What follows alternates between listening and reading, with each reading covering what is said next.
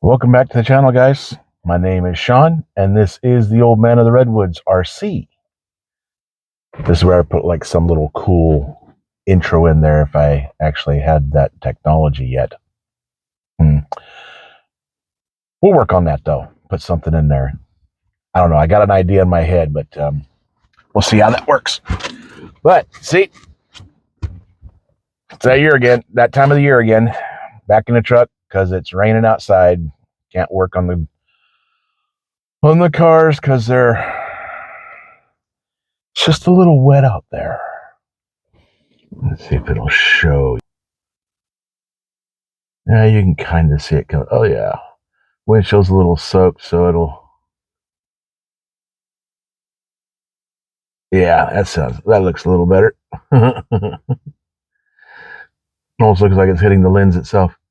Nope, just hitting the windshield. So I have a review to do on mullet, but it really kind of hurts me to try to do this too. I'm sorry if you hear that. I got the microphone down here and out of my glasses, so if I move my arm, it's probably scuffling across the microphone. I haven't run it yet. I've had the car for, well, pretty much since they were released, maybe a couple weeks after they were released, because I got the version that had the limited time glasses come with it, which I ended up having to email. I was like, hey, I didn't get my glasses. So got those, but they're over in the shed and I'm not going to go get them. So to put them on, no, I'll show you the glasses one of these days, but probably when I take the rig out to run it, because I am kind of excited to do that. The build on it went beautifully. I love Vanquish builds.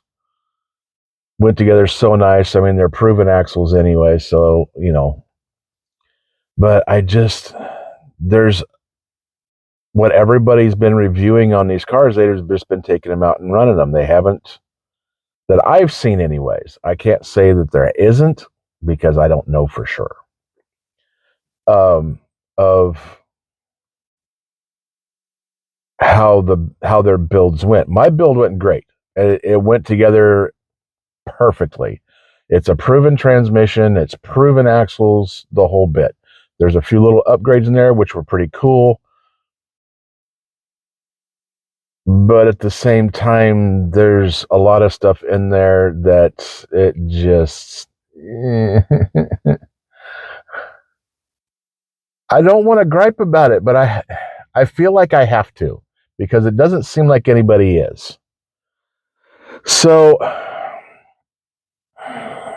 makes this video a little bit hard for me because I am a little bit of a Vanquish fanboy and I do love their products. And as you see, a lot of my stuff has products in it.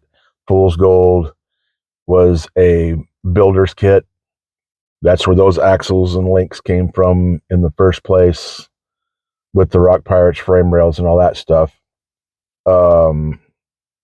There's Vanquish wheels on almost all the cars, including this one now, because I have two sets of the original machetes, not version 2, the V1s, as you could kind of call them, the original versions. And there's just some stuff in there that I don't know if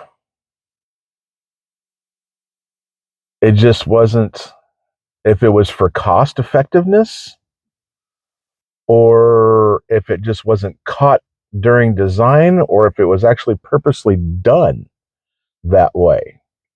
So let me grab it out from behind me here, and we'll kind of go through this a little bit.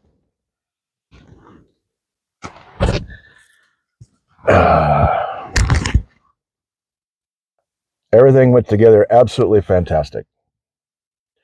Everybody's griping about the pumpkin being upside down, which is kind of a budget way of doing it anyways. Yes, they could have done it the other way and spent the money on doing a reverse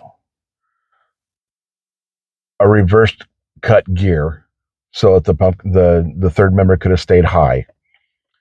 But in looking at, even with Fool's Gold, which is a portal rear and portal front and rear, the driveline's still exposed below the links. So it doesn't make any difference at all. It still has exposed driveline. So I'll probably just change these over to an MIPs too instead of just the plastic ones. One of the other things that I noticed is when I put this motor in here, you see this bar is gone because they put in there in the kit also so that you can put a tray right here. Well, it was made out of really super soft plastic, so it's like, what is it even holding? It doesn't really going to hold anything, because when you start really looking at it, this motor plate is mounted to the frame rails. Yeah, you can see it. See, it's mounted right here to the frame rails anyways.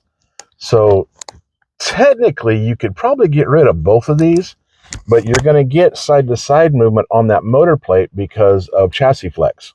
Now, bringing that up, look at this. That doesn't support shizzle. Wait a minute. I'm not monetized. I can say it. This doesn't support shit. Neither will this. This doesn't support anything across here. It bends. I think these were missed as part of... It was either missed as part of construction for this, putting it together. Somebody got away with using a cheaper plastic. Really? Come on, guys. You're Vanquish. Or it was just for cost effectiveness. Now, at the same time, if you're wanting to put the Rock Pirates chassis braces, it's not going to work. I already tried. I tried that yesterday at work, and because you would have to change everything. The skid plate is fine. That width is good, because then the rails get pinched down. You can kind of see that the rails pinched down. It might be a little bit of an optical illusion with the links, but they do get pinched down. They get pinched down more than the Rock Pirates chassis braces by about 2, maybe 3 millimeters. So those braces won't fit in there, because you have this brace coming across here and it's put together with both of your body mounts. So you'd have to eliminate this completely and use the body mount, the Rock Pirates body mount for these posts, and then put a brace in front of it. That would work, but it's going to widen your chassis rails by just a little bit. And you're already really, really close right here where the shock and the frame is, which is no big deal, because the way the shocks are, their spacers are on here, you can flip that around the other way to where it's going to take the shock and move it over just that little bit, and you'd have space anyways. But kind of hurts me to actually have to go through and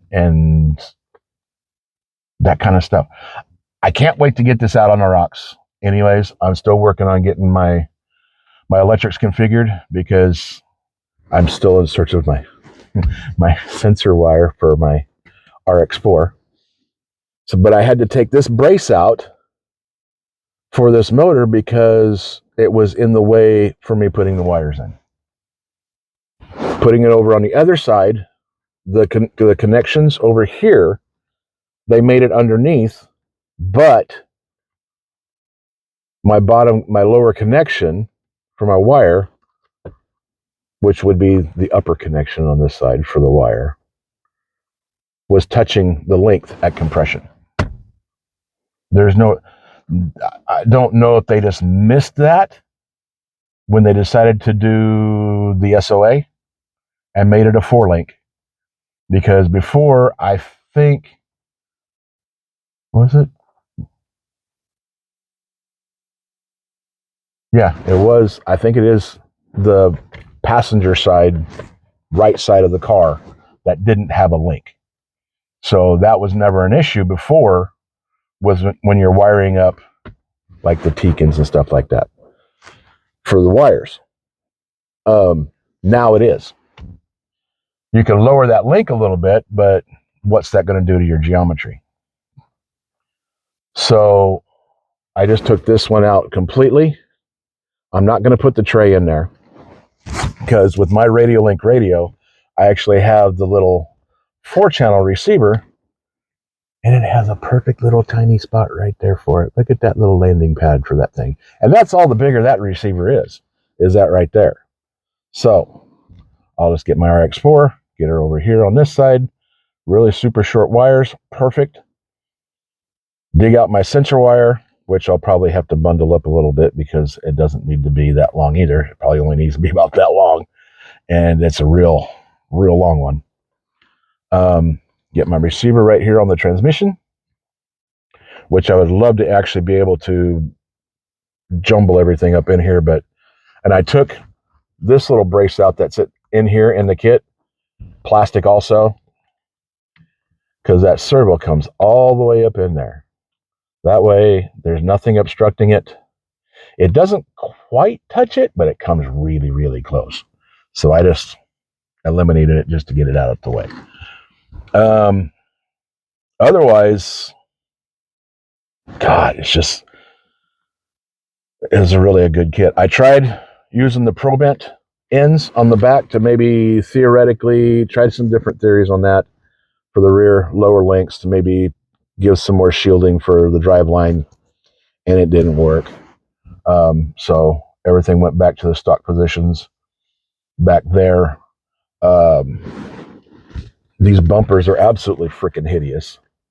I don't like them anyways. They're ugly, ugly. Those are the worst looking things in the world. So I'll probably try and figure out if I can get one of the Rock Pirate ones, maybe go around the outside, or if maybe their other one is narrow enough that it goes on the inside and I can shim it, or just tucks in there. And that'll give a little bit of rigidity here, and I'll do the same on the back to get rid of this goofy looking roll off type bumper thing. And then get a decent brace across here. I may take all of these. The problem with getting the other problem I noticed with, if you go through and you take all these braces out and put the Rock Pirates one in there, it will widen the chassis rails a little bit, but you won't have a rear mount. You'd have to devise something else for a rear mount, either use the chassis brace that actually has the holes in it for the battery tray and screw this one down through it, or use one of their billet ones to put in there so that you still have your rear post. But there's always those options.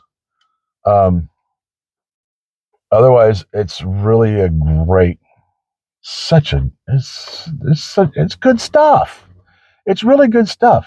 And I really hate that I felt the need. I really did. I felt the need to come on and point this stuff out.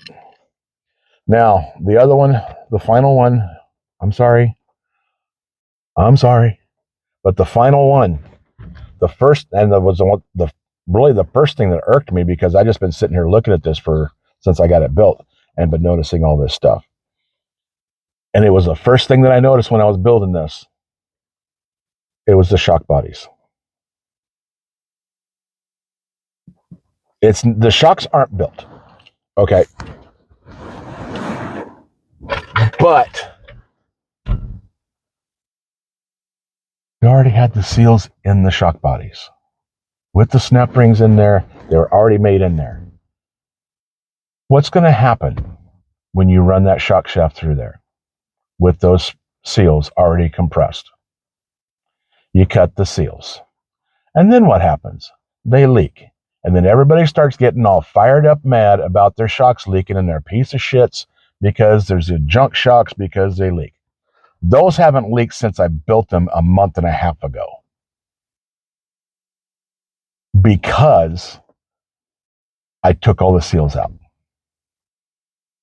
I took all the seals out, put the valve on the shock shaft, run it in there, slid all the seals back up, which they just fall on,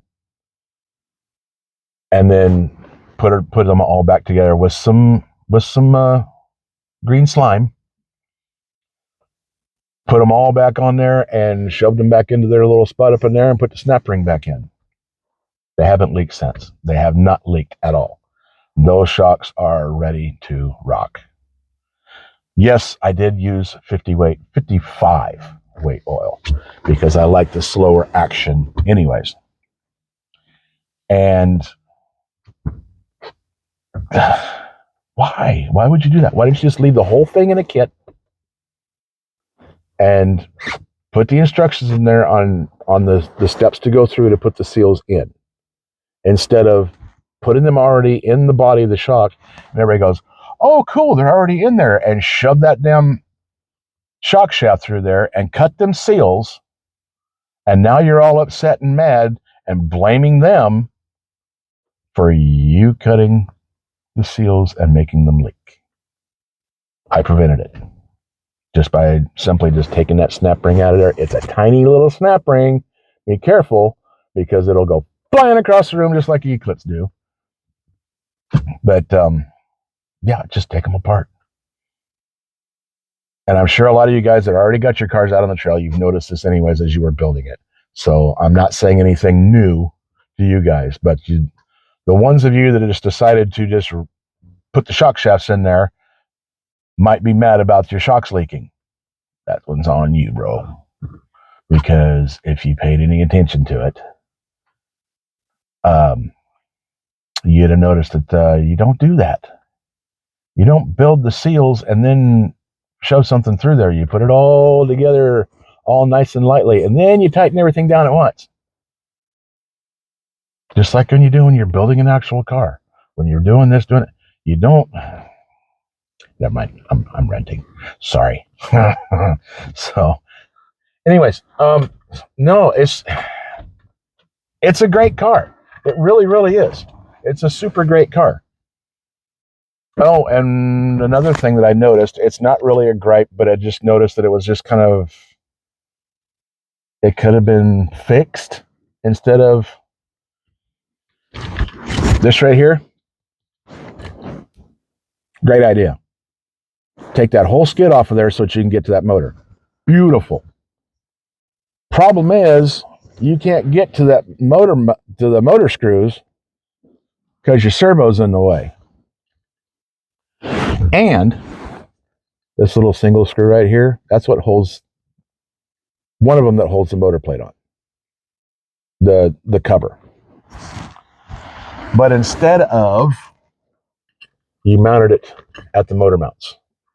Why didn't you eliminate that and put one screw right in the top of that motor plate? So you could just undo two screws and take that protective cover off.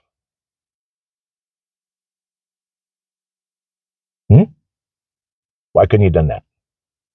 Now you have to dismount the motor plate in order to get the motor cover off, and then that one screw, and then the cover comes off, instead of it just being the other way, to where you take those three screws off, plus one more on the very top right here. Take that one out.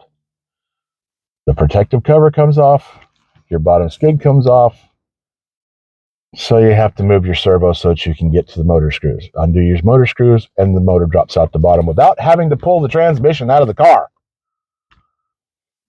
That's one of the downfalls of this transmission, and it's such a good transmission too, that you have to do.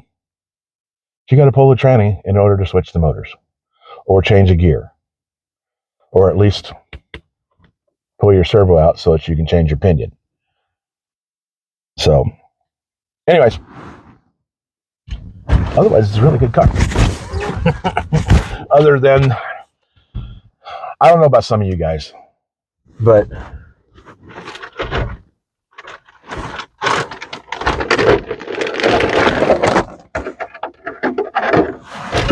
This body is absolutely freaking hideous. I understand there's no licensing that has to be done on this body because it's a hybrid. It kind of looks like a Jeep on the front. Looks like a Chevy truck on the sides. Maybe another type of a Jeep back window.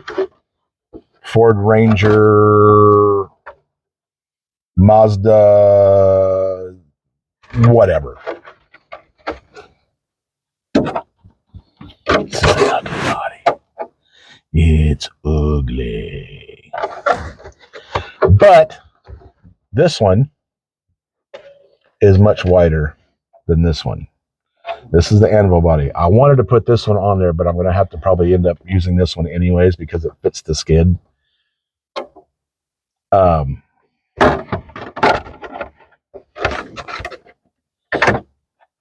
That's how much narrower this body is than the Stance body. So we'll stick with this one on there anyways, and I'll get this one probably painted up one of these days for Fool's Gold to keep that paint job going. Still don't know what color to paint this yet, but we'll figure it out. Even though it's a pretty fugly little body, maybe I'll just dump a fat can of silver on it and throw the stickers on it and call her good. I don't know. Maybe go all black and then put the stickers on it, because all the stickers. No, those are the Anvil stickers. Yeah, those are the Anvil stickers. I don't have the mullet stickers out here. They're still in the box. Still going to debate on that one, but that now looks like it's going to be the old winter project. Whenever it decides to stop being wet outside and I can actually go outside and do something. And then every once in a while, maybe get the TV tray out and put it in front of my chair, because that's all the room that I really have inside to be doing this kind of stuff anyways. So anyways, thank you guys for being here. Ranting in your ear, but I think it needed to be addressed anyways. I think it needed to be addressed. Maybe not. So, live from the cab of my truck, I thank you guys for being here. Appreciate it. Don't forget to subscribe if you're not. Comment. Hit the old ringy dingy bell so that you get a notification every time I upload a new one. And share. Let people know. Get this sucker rolling a little bit more. We're doing good. We've already been on here for a year. Doing pretty good. Awesome. It's been great. Been fun. And like I said in the last one there, when we were out there test driving the old TC3, Merry Christmas and Happy New Year if I don't get another one out before then, and before the beginning of next year. And take care of yourselves. Go have some fun. Holidays are here. Time to go play with your stuff. Leave the kids at home. Go play with your stuff. Or take them with you, whatever. Take them with you, I guess. I don't know. Kids are optional. Anyways, guys, be good. Go out and have fun. Enjoy yourselves. Enjoy the day. Appreciate it. Thanks a lot, guys. We will see you on the next one. Thanks a lot, guys. Bye.